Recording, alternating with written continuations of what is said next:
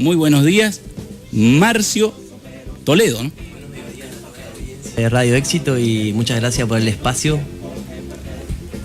Marcio, nos visitaba, bueno, primero, disculpa si por allí estabas un poco apurado, la verdad no me di cuenta de eso.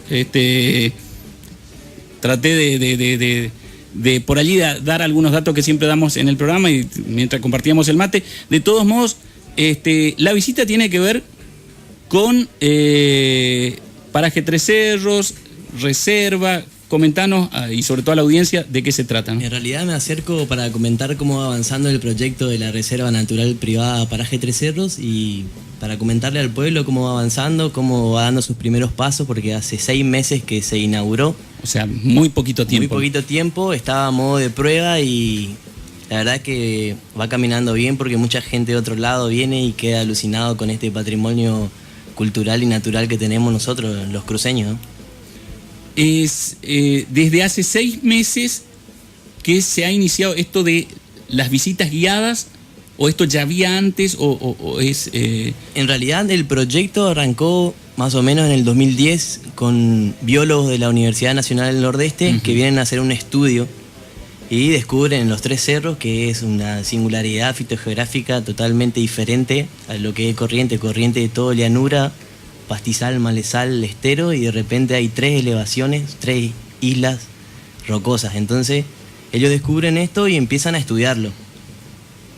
Más o menos el año pasado recién abre sus puertas la reserva al mundo para que se pueda visitar y se pueda comentar en qué consiste, las investigaciones que se realizaron y el paseo ecoturístico. Dijiste, me llamó la atención al menos a mí, 3 islas, ¿no? 3 islas rocosas. Me llamó la atención, pero no por que considere un error, sino porque entiendo lo decís justamente con un propósito, ¿no? O sea, lo que hay dentro o encima de estos, de cada uno de los cerros, es diferente en cuanto a la vegetación o a lo que tenga que ver con algunos animales del resto de los alrededores de los cerros, porque tenía entendido eso, pero me gustaría que vos le comentes a la audiencia, ¿no? Sí, totalmente. Corrientes, Entre Ríos, o sea, todo el litoral mesopotámico argentino es totalmente llano, como decía, pastizales, humedales, esteros, y de repente están estas 3 elevaciones, que son muy antiguas, estamos hablando de más de 140 millones de años, o sea, de la era del Jurásico y el Cretácico, la época de los dinosaurios. Y es muy interesante porque es como un laboratorio evolutivo, sino las condiciones de acumulación de lluvia, la exposición solar, es como que fue evolucionando varias especies que solamente existen ahí. Por eso está llamando mucho la atención al mundo, porque existen especies endémicas, se dicen a las especies que solamente existen en los Tres Cerros, como ser la Homonota tarahui, que es una lagartija, el lirio de los cerros, la trimontina, que es una florcita, un cactus, Ginocalipsion. Todo esto está llamando mucho la atención del mundo porque solamente esas especies existen acá y nosotros tenemos que empezar a valorarlo porque es un patrimonio cultural espectacular y tenemos la suerte de que esté adentro de nuestro departamento San Martín, que corresponde a nuestro pueblo cabecera, ¿no? La Cruz. Además, para valorarlo, primero tenemos que conocerlo, ¿no? Yo creo que la mayoría de las personas por allí que habitamos acá en este lugar, la mayoría de los ciudadanos de nuestra ciudad, más allá de conocer los cerros desde el punto de vista del avistaje, desconocíamos, y seguramente muchos aún hoy desconocen estos detalles que estás dando, de que, por ejemplo, ese tipo de lagartijas, por ejemplo, que hay solamente en los cerros, que por allí uno hace 5 kilómetros en otra dirección y ya no se encuentra, o de un determinado tipo de vegetación, y por allí el conocer, el aprender el saber de esas cuestiones no va a hacer que la gente tome conciencia de lo que tenemos allí, ¿no? Y por qué al mundo atrae tanto. Esto, supongo yo, deduzco por lo que decís, la gente que por allí pertenece a otros lugares, está muy interesada y visita esto tal vez más que nosotros. Totalmente. Recién mencionaba las especies endémicas, que son las especies que se encontraron ahí, que solamente existen en los cerros. Aparte de eso, también están las poblaciones relictuales. Esto significa que hay especies tanto vegetales como animales que no se encuentran acá en Corrientes, ni en Entre Ríos, ni alrededor, que se encuentran en la selva amazónica o en las yungas de Perú, que están acá en los cerros. O sea, hay especies que pudieron evolucionar y sobrevivir en los cerros por sus diferentes microhábitats. En tu caso en particular, ¿qué relación tenés allí con la fundación o con la organización que está dedicada a la preservación de los cerros? O sea, ¿cuál sería? Entiendo que te has capacitado para esto, me gustaría que le comentes a la audiencia qué es lo que has estudiado y cuál es tu función allí, ¿no? Primero, antes que nada, explico más o menos cómo surge este proyecto de la Reserva Natural. Está la Forestadora Sociedad Anónima, que es el dueño privado del lugar, o sea, los terratenientes. Uh-huh. Y por otro lado están los biólogos de la Universidad Nacional del Nordeste, que hicieron una fundación que se llama Amado Bonpland, en honor al naturalista Amado Bonpland.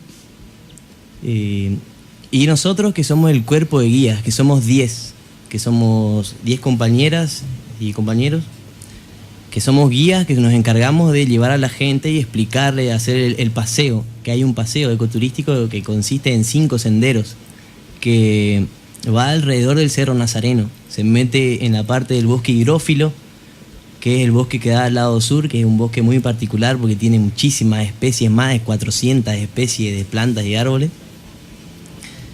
y después asciende hasta la cumbre del Nazareno.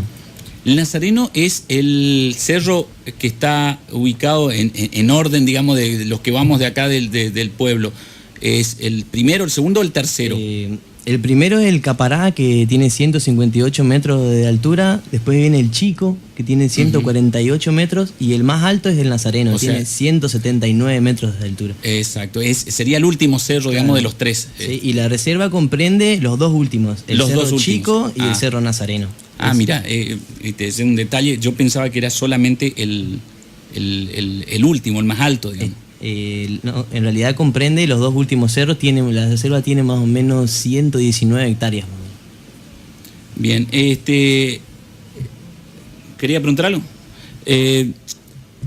Esto de las visitas guiadas, ¿cuántas personas están dedicadas a esto o que podrían eventualmente hacer este tipo de visitas?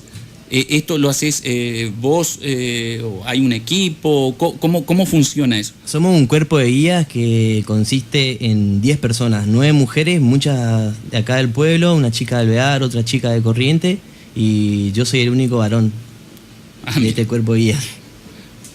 O sea que hay actividades, digamos, que por allí, que si consiste en una cuestión de por allí de esfuerzo, no sé qué cosa, eso no puede escaparle. No puede... La mayoría de las veces le acompaño yo por cuestiones de seguridad y un apoyo ahí a las compañeras.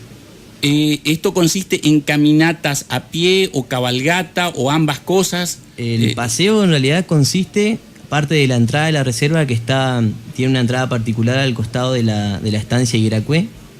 Y es trekking, es caminata, o sea, vamos alrededor, nos metemos por el bosque higrófilo. Hay 5 senderos. El primero es Ñandey-Vití, que está en guaraní, que significa nuestros cerros. Después nos metemos al bosque higrófilo, donde está el sendero del Zorzal Sabiá, el Zorzal Cantador. Después entramos al bosque encantado, que lo denominaron así los biólogos porque es muy parecido a los bosques de los cuentos. Es justo donde está la cumbre truncada, donde crecen las higueras, muchos helechos, más de 30 especies de helechos, orquídeas, una humedad que se repercibe. Es como estar en la selva misionera, es otro lugar ahí adentro.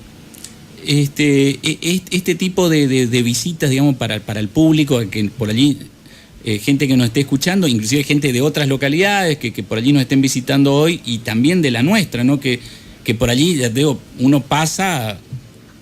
pero pasa nomás, no conoce en profundidad, y mucho menos cuando la visita es guiada, que te pueden ir detallando cosas que al común de la gente se nos pasa por alto. Esto se le puede hacer todos los días, hay días en particulares u horarios. ¿Cómo es la organización de estas visitas? Y la reserva abre lunes, miércoles y viernes, y los fines de semana. La verdad que es un lugar como para desconectarse, como para ir a apreciar lo que es. Ese lugar es diferente, es como estar en en los distritos paranaenses de Brasil es muy diferente. Está muy bueno para hacerlo en familia, con caminatas. Más o menos consiste en 2 horas y media de caminata hasta la cumbre. Y está muy bueno, no solamente también por la parte natural, sino por la parte cultural, porque sabemos nosotros que somos pueblo de la Revolución Jesuítica Guaraní.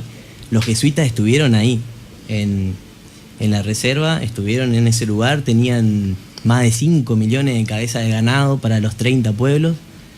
La otra vez estuvimos con Ronald Ischler, que es un profesional que presentó una nueva tesis que descubrió corrales de piedras enterrados al costado del Nazareno y muros de piedra en el Cerro Chico, donde ellos encerraban el ganado.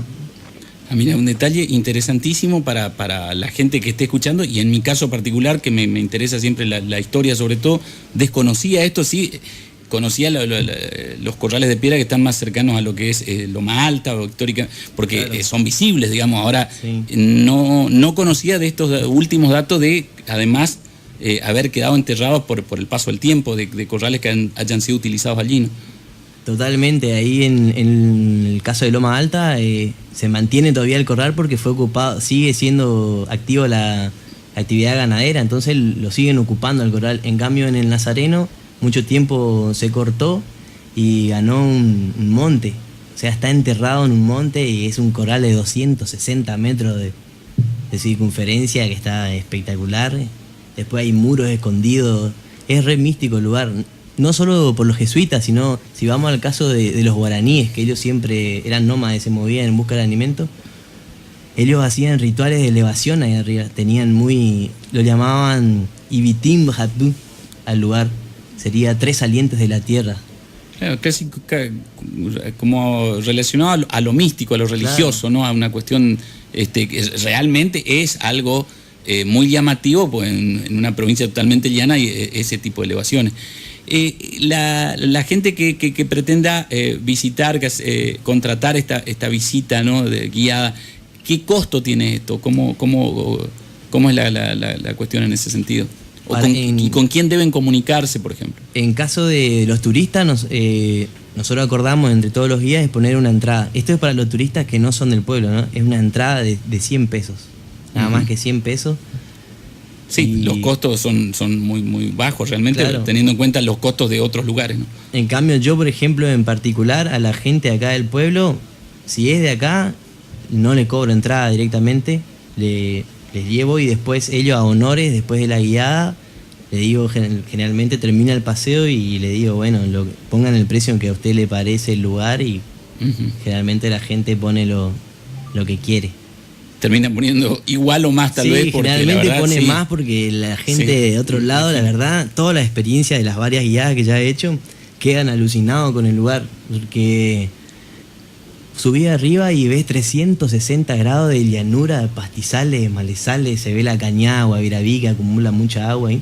Es un lugar, la verdad, se siente la mística en el aire, un lugar paradisíaco. Además, ¿no?, de esto de poder hacer estas visitas y de, tener un costo mínimo realmente. En tu caso, que sos uno de los que lleva adelante esta tarea, ¿qué ropa le recomendaría o qué indumentaria a la gente que va a visitar? Porque debemos recordar que hay que caminar seguramente muchos metros y además de ascender hasta el cerro, y lo que vos comentabas del otro lado, una vegetación enorme y humedad, o sea, que en esta temporada, sobre todo mucho calor, ¿qué es lo aconsejable en este sentido? Si es que hay algo que recomendar. Lo aconsejable para la gente que quiere hacer el paseo es llevar una zapatilla cómoda para caminar, llevar agua, llevar algunas frutas, algunos caramelos para el camino, repelente para mosquitos porque nos metemos adentro del bosque y a veces suele haber bastante mosquitos. Es un detalle a no olvidar, ¿no? El repelente es fundamental. Yo en realidad ni uso porque tampoco es mucho que te quedas ahí adentro, sino vas recorriendo. Y después agua nada más, o gorra. Para los días de sol. Leía el otro día en una publicación que hacía justamente la señora Ruth Giordani, y hay a mucha gente que a veces le despierta como mínimo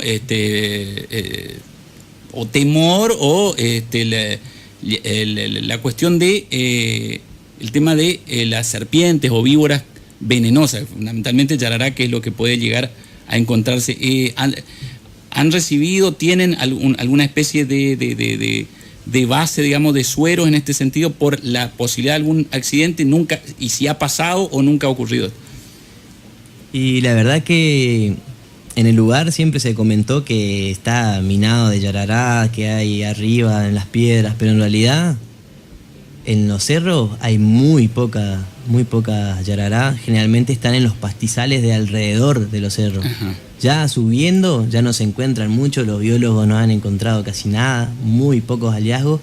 Y en el caso del suero sí, sabemos que contamos con sueros acá en el hospital, con ampollas, y también ahora hace poquito doña Ruth pudo conseguir un suero iofilizado, se le dice, que es un polvito que no necesita mantenerse refrigerado, sino solamente preparar la ampolla, el polvito, preparar la ampolla y inyectás, o sea, te podés tener ahí en la higuera. Sería prácticamente inmediato, ¿no? Claro. En caso de que ojalá nunca ocurra, pero claro, digo, para la gente que a veces tiene esa preocupación de decir, bueno, pero mirá que y si pasa algo, bueno, o sea que realmente hay muchas medidas en ese sentido de prevención o de, por lo menos, de solución inmediata en este caso, en la propia higuera, que está ahí a metros nada más, al pie del cerro, y también en el hospital de nuestra localidad. No sé, Marcio, si querés comentar algo más por allí. A mí desconozco tal vez de detalles o de cuestiones de lo que vos quieras comentar. Yo quería comentar un poquito a la gente que por ahí se preguntó alguna vez cómo surgió esas elevaciones en este lugar, por qué están ahí, de dónde salieron. Claro, porque, o sea, ¿cómo se creó eso? ¿Cómo se generó eso? ¿Y por qué no hay otras, no? Claro, para eso tenemos que remontarnos varios años atrás, más o menos hace 160 millones de años. Como mencioné anteriormente, en la época de los dinosaurios, todo esto era un desierto gigantesco de millones de hectáreas que se llamaba el desierto del Botucatú. Comprendía desde el norte, desde San Pablo hasta Uruguay, Paraguay y Corrientes. Era todo un desierto de arena, medianales de arena, donde habitaban los dinosaurios. En ese momento el continente era Gondwana, o sea, estaba África, América Latina, estaban unidas, ¿no? Uh-huh. Cuando después de mucho tiempo estas arenas, después de la era de hielo, estuvieron a mucha presión y esta arena se convirtió en piedra arenisca, o sea, toda la piedra que hay en los cerros es arenisca cuarzosa feldespástica. O sea, es arena comprimida, prensada durante millones de años. Después, cuando se mueven las placas tectónicas de la Tierra, cuando surge el génesis del océano Atlántico, cuando se parte el continente, una de las placas toca y surge toda la cordillera de los Andes. Entonces, esta raspa a la placa del Botucatú, que ya era convertido en piedra, y surgen estas elevaciones. O sea, estamos hablando de 145 millones de años atrás. Es muy viejo este lugar. O sea, estamos hablando podría decirse, tal vez es erróneo la expresión o el término, pero son como contemporáneos los tres cerros, sin tener la similitud en cuanto a elevación, pero contemporáneos de las cordilleras, más o menos en ese mismo periodo, digamos. En ese movimiento de placa, cuando se parte el continente Gondwana, ahí surge estas elevaciones. Porque cuando vas por la ruta 14 se ven los cerros, tienen una forma de medianales de arena, o sea, es arena acumulada que se convirtió en piedra y un roce lo hizo subir. Por eso tiene mucho contacto con lo que es la parte de Brasil y Uruguay, donde también hay estas elevaciones. Ese tipo de elevaciones. Un dato no menor a todo esto, en este contacto que tiene con las elevaciones rocosas paranaenses ahí en Brasil, se encontraron muchos fósiles de dinosaurios, y lo que últimamente estuve en una reunión en Corrientes con el equipo de biólogos, me dicen que están buscando los dinosaurios correntinos acá en los cerros, fósiles de dinosaurios. O sea, el hecho de ser de la misma época y que aquí hayan, o en todo este vasto territorio que, como decías, de Brasil, Paraguay y parte de Corrientes, hayan habitado en su momento estos animales, cabe la posibilidad de que pudiera haber restos fósiles. En realidad ellos me dijeron que hay fósiles, o sea, falta el especialista que venga que vengan a investigarlo, claro. Nomás, que están haciendo. Para dar un cierre a todo esto, yo quería hacer una modo de conclusión. No sé, invitarle a la sociedad o a los políticos o a todas las instituciones que empecemos a valorar a tener conciencia de este patrimonio natural, cultural que tenemos nosotros acá, los cruceños. Son las únicas elevaciones en todo el litoral. Y a modo de conciencia empezar a valorarlo, a difundirlo como un recurso turístico, porque las personas que vengan acá a ver la reserva van a entrar al pueblo, van a dejar algo económico para los comerciantes, para los hoteles, para todo. Claro, pues se va transformando en un lugar conocido y eso genera mayor cantidad de turistas y genera trabajo, genera recursos para nuestra localidad. El tema, te preguntaba hoy, la gente que quiera hacer este tipo de excursiones o visitas, ¿puede comunicarse con algún teléfono o con varios? O ¿cómo es? Y yo te paso mi número de teléfono para la gente que quiere comunicarse. ¿Cuál sería, decirlo así, bueno, el que esté escuchando por allí?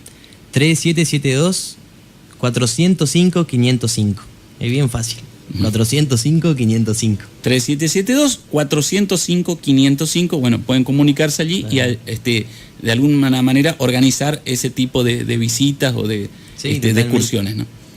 Bueno, la verdad, te agradezco, Marcio, que te hayas acercado, que comentes esto.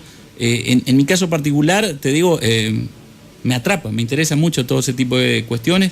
Me parece que falta mucho en nosotros como comunidad, como sociedad, tomar conciencia de ese tipo de cosas. Tenemos a veces recursos como el que vos comentás, y no lo valoramos lo suficiente y mucho menos los explotamos lo suficiente desde el punto de vista de hacer que el resto de regiones de nuestro país conozca de esto, ¿no? Y por lo tanto nos visite. Si no se sabe, si no se conoce, difícilmente nos visiten.